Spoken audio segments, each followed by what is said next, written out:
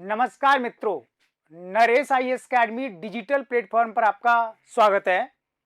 हमारे answer writing session का आज का विषय है अंतर्राष्ट्रीय संबंधों से संबंधित एक क्वेश्चन और उसके आंसर का विश्लेषण।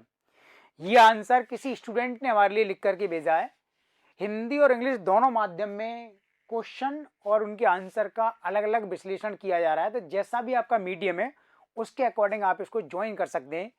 इन आंसर्स को देख करके आप अनुमान लगा सकते हैं कि अगर आप उस वर्ष आईएएस मेंस एग्जाम में शामिल हुए होते तब आपको कितने अंक इन आंसर में मिलने चाहिए थे, और लास्ट में फिर हम इसके पोटेंशियल पर काम करते हैं कि अधिकतम अंक कैसे इसमें लाए जा सकते हैं।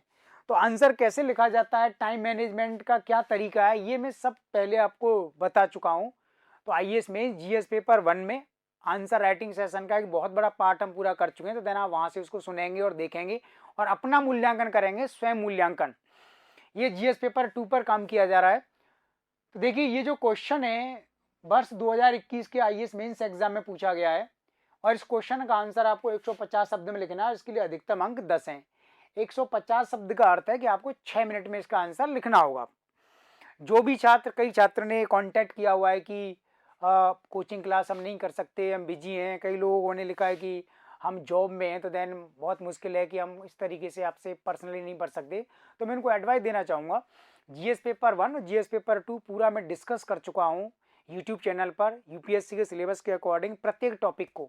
तो देन अगर आप उनको वहाँ से सुन लेते हैं तो मैं गारंटी लेता हूँ कि आपका जीएस पेपर 1 और जीएस पेपर 2 पूरा कवर हो जाएगा, कहीं आपको जाने की ज़रूरत नहीं है। ऑफलाइन क्लासेस के लिए जो स्टूडेंट इंटरेस्टेड हैं तो देन वो इसके लिए कांटेक्ट कर सकते हैं, राइट। इन क्वेश्चंस के जो आंसर हैं, मॉडल आंसर आपको हमारी वेबसाइट से मिलेंगे, तो आप वहां पर कांटेक्ट करेंगे इसके लिए। तो सबसे पहले मैं इस आंसर को पढ़ते हैं। क्वेश्चन, संयुक्त राज्य अमेरिका चीन के रूप में एक ऐसे अस्तित्व के खतरे का सामना कर रहा है जो तत्कालीन सोवियत संघ की तुलना में कहीं अधिक चुनौतीपूर्ण है, विवेचना कीजिए। ठीक है, तो इसका आंसर इस तरीके से शुरुआत की गई है इसकी। अमेरिका एवं चीन दुनिया की दो आर्थिक महाशक्ति हैं। इनके संबंधों का सकारात्मक एवं नकारात्मक प्रभाव वैश्विक संदर्भ में दिखाई देता है। अमेरिका एवं चीन के मध्य तनाव तथा संघर्ष के निम्नलिखित बिंदु हैं। पहला, चीन की साम्राज्यवादी विचारधारा। दूसरा, अमेरिका की पूंजीवादी प्रणाली का विरोध, राइट। इसके बाद लिखा गया है ताइवान, हांगकांग एवं तिब्बत में चीन का बढ़ता हुआ प्रभुत्व। दक्षिणी चीन सागर को पैतृक संपत्ति के रूप में दावा करना। व्यापार एवं प्रशुल्क संबंधी विवाद। दोनों राष्ट्रों के मध्य करेंसी वॉर। डंपिंग एवं जासूसी जैसे अन्य मुद्दे भी शामिल हैं। और भी इसका लास्ट पार्ट लिखा गया है, अमेरिका एक पूंजीवादी राष्ट्र है जबकि चीन एक साम्यवादी राष्ट्र है। यह बुनियादी अंतर दोनों के संबंधों पर प्रतिकूल प्रभाव डालता है। यद्यपि अमेरिका की तुलनात्मक स्थिति ने चीन के प्रभुत्व पर कुछ अंकुश लगाया है, किंतु चीन की बढ़ती अर्थव्यवस्था ने अमेरिका के सामने निरंतर चुनौतियां प्रस्तुत की हैं। इस आंसर को आपने सुना और देखा भी, तो अब आप मूल्यांकन कर सकते हैं कि इस आंसर को कितने अंक मिलने चाहिए। तो मेरे अनुसार आंसर में डायरेक्शन की, दिशा की बहुत ज़्यादा कमी है, इसलिए इसमें औसत से काफ़ी कम नंबर मिलने चाहिए। तो सेलेक्ट होने की संभावना स्टूडेंट के काफ़ी कम है। तो आइए देखते हैं कि इसकी मार्किंग कैसे होगी और फिर इसमें अधिकतम अंक हमें कैसे लाने और क्या कमी रही। तो इस आंसर में ज़्यादा से ज़्यादा इस स्टूडेंट को अंक दिए जाएंगे 3 मार्क्स ओनली, 10 में से 3 number. It means poor marking है ये, इतने नंबर पर सेलेक्ट नहीं हुआ जा सकता।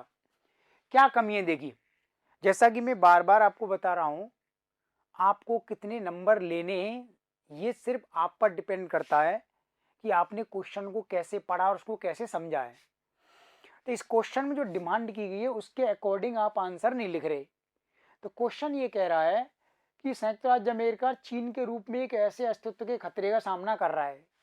कैसे अस्तित्व के खतरे का सामना कर रहा है, तो आपको ये बताना है कि संयुक्त राज्य अमेरिका के सामने चीन की तरफ से जो फियर है, जो थ्रेट है, वो किस प्रकार का है, उसका नेचर क्या है, एक बात। और सेकंड पार्ट इसमें कहा गया है कि वर्तमान में अमेरिका चीन की तरफ से जिस खतरे को महसूस कर रहा है वह खतरा उससे ज्यादा बड़ा है जो कभी सोवियत संघ ने अमेरिका के सामने प्रस्तुत किया था। बस इन दो एस्पेक्ट को आपको क्लियर करना है। इसमें आपको जितने नंबर चाहो आपको मिल सकते हैं, लेकिन इस आंसर को इस स्टूडेंट ने ऐसे लिखा ही नहीं है तो नंबर नहीं दिए जाएंगे।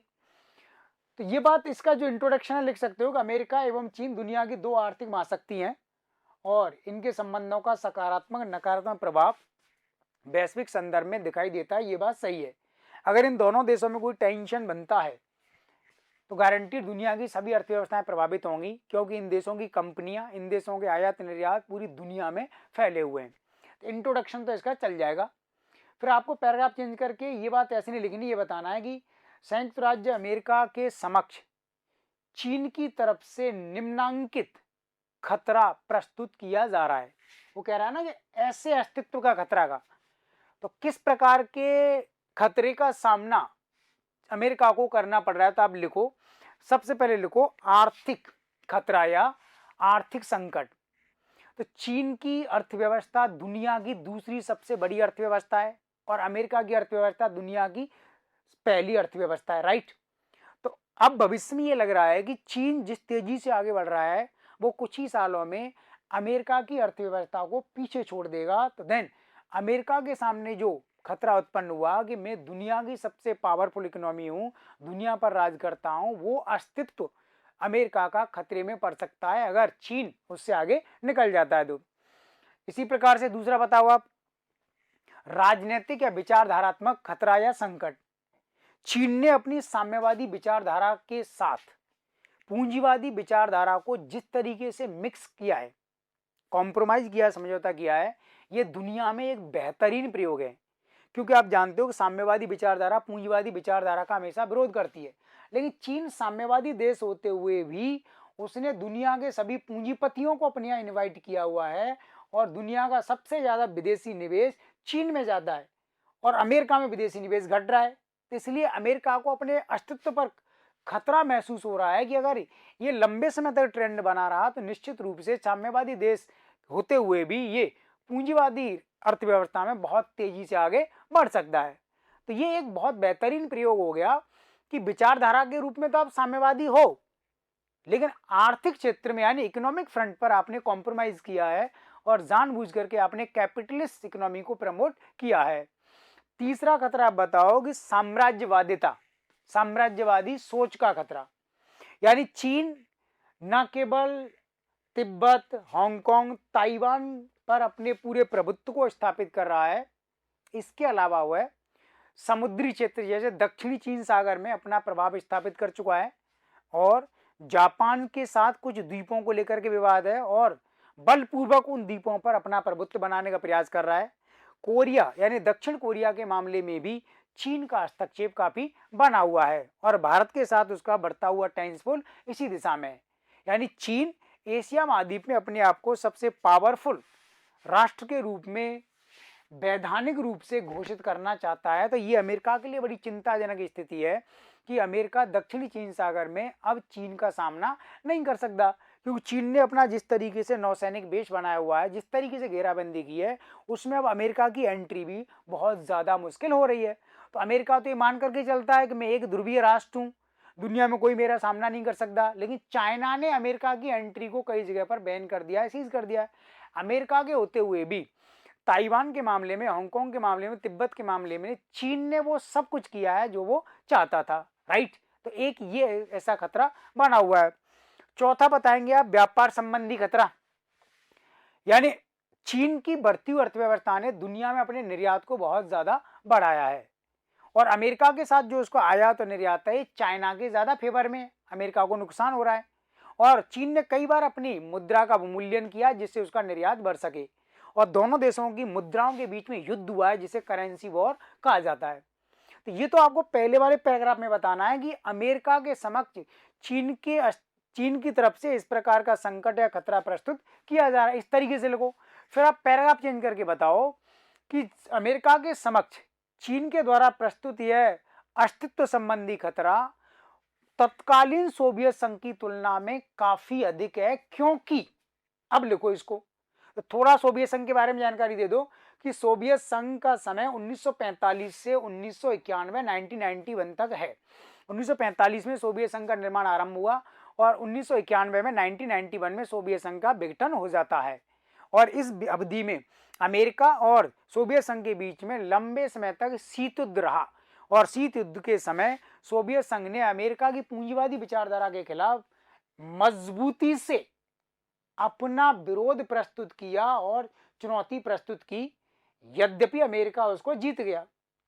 तो वर्तमान का जो संकट है वो सोवियत संघ की तुलना में अधिक क्यों है? क्योंकि उस समय सोवियत संघ राजनीतिक क्षेत्र में, सैनिक क्षेत्र में, साम्राज्यवादी सोच में अमेरिका के लगभग बराबर का था। लेकिन आज का जो चीन है ये अमेरिका से कुछ मामलों में बराबर है, लेकिन कुछ मामलों में ये अमेरिका से आगे निकलने की संभावना रखता है। वो है चीन की बढ़ती हुई अर्थव्यवस्था। सोवियत संघ की अर्थव्यवस्था उतनी मजबूत नहीं थी, उसमें कोई ऐसी संभावना नहीं थी कि सोवियत संघ लंबे समय तक बने रह सकता है। तो सोवियत संघ की अर्थव्यवस्था कमजोर हुई, इसलिए अमेरिका जीत गया शीत युद्ध में, यही कारण था। लेकिन आज अमेरिका के लिए बहुत मुश्किल हो रहा है वर्तमान चीन को हराना, क्योंकि आज चीन आर्थिक शक्ति के बल पर आगे बढ़ रहा है। दुनिया की दूसरी सबसे बड़ी अर्थव्यवस्था है, दुनिया का सबसे ज्यादा विदेशी निवेश वहां आता है, दुनिया की सबसे मजबूत कंपनियां चीन में काम करती हैं और चीन दुनिया के लगभग सभी देशों को वन साइडेड निर्यात करने में लगा हुआ है। तो भविष्य में चीन की अर्थव्यवस्था अमेरिका की अर्थव्यवस्था को पीछे छोड़ देगी, इसलिए ये जो खतरा है सोवियत संघ की तुलना में ज्यादा बड़ा हो जाता है। तो ये पॉइंट आपको दिखाना है कि अमेरिका चाइना को किस तरीके से ले रहा है। ठीक है, ऐसे डायरेक्शन आप लिखेंगे तो आपको अंक दिए जाएंगे। अगर आप ये सब नहीं लिखोगे और आप एक्सपेक्ट करोगे अधिकतम अंक आ जाए तो ये पॉसिबल नहीं हो सकता। राइट।